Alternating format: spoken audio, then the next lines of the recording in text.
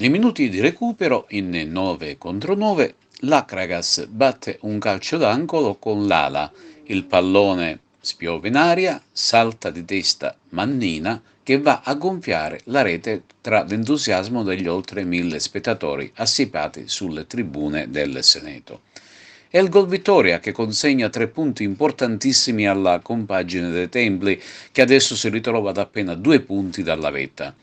Sino a quel momento, per tutti i 90 minuti, c'era stata gran battaglia, con pochissime azioni da rete da ambo le parti.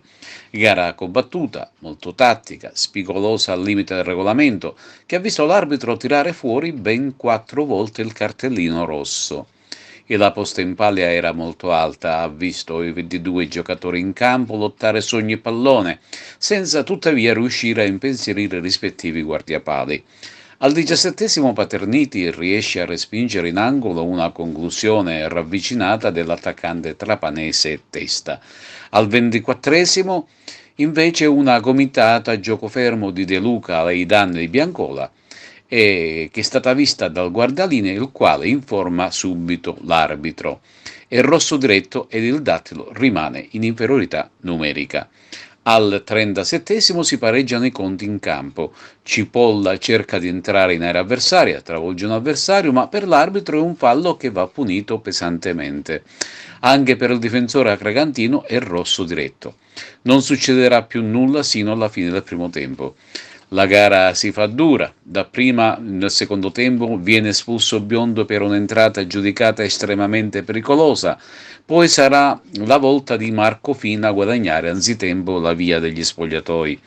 Le due squadre numericamente pareggiano i conti, si allungano sul rettangolo di gioco nel tentativo di vincere la gara. Ma a spingere di più è proprio l'Akragas. Raggiunto il 90°, vengono concessi 5 minuti di recupero. In un tentativo d'attacco la compagine dei Templi guadagna un calcio d'angolo, batte come poc'anzi descritto l'ala, salta il giovane Mannina che insacca di testa e la rete della vittoria. Il ritorno della squadra biancazzurra dentro gli spogliatoi è un trionfo biancazzurro. Domenica prossima si gioca fuori casa con il Don Carlo Misilmeri, senza Cipolla e senza Biondo. È stata una vittoria sudata, arrivata proprio nei minuti finali, proprio in pieno recupero. Però onestamente dobbiamo dire una cosa, è stata una gara sofferta, un po'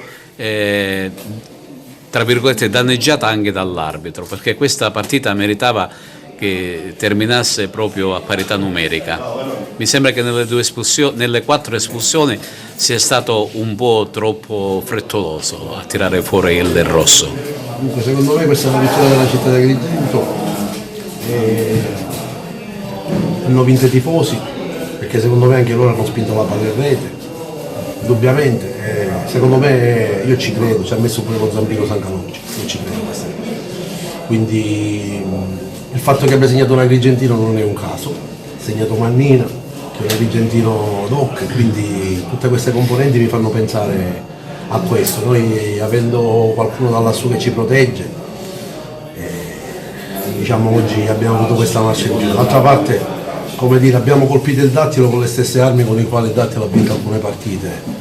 E poi un plauso a Mister Bullo che ha letto bene la partita, la squadra comunque non si è scomposta, ha saputo soffrire nei momenti difficili. Era una partita ad alta tensione, loro hanno cercato di metterla sulla cattiveria agonistica, quasi sulla rissa, perché era la loro arma migliore. Ogni tanto ci hanno punzecchiato, ma abbiamo giocato con la prima in classifica, non abbiamo giocato contro l'ultima, quindi ci poteva pure stare. In alcuni frangenti siamo stati in superiorità numerica, in altri in inferiorità. Alla fine quello che conta è Agras e batte l'Attilo 1-0, poi tutto il resto se lo porta via il vento. Siamo a 2 punti, era quello che volevamo, adesso più che mai siamo lanciati a colmare quest'ultimo gap che ci separa dal Dattilo, e sono convinto che con questa spinta emotiva che dà questa vittoria a noi, società, al gruppo, alla città, alla tifoseria, penso che alla fine abbiamo buone carte per poter raggiungere l'obiettivo prefissato. Ultima settimana di mercato, pensate di operare, di portare qualcuno?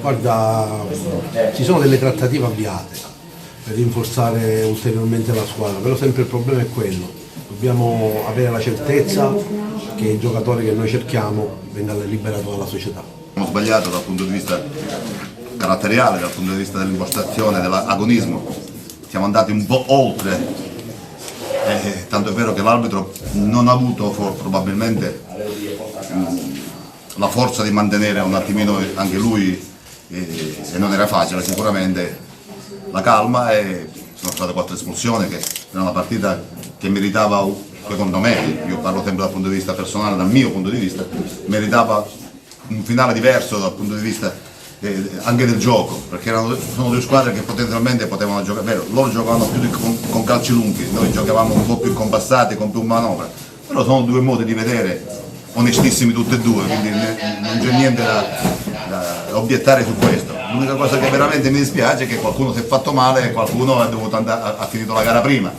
e per due squadre che sono prima e seconda classifica, secondo me mi sarei aspettato, per godere di più, un finale più aperto, più bello, insomma, più calcistico che folcloristico.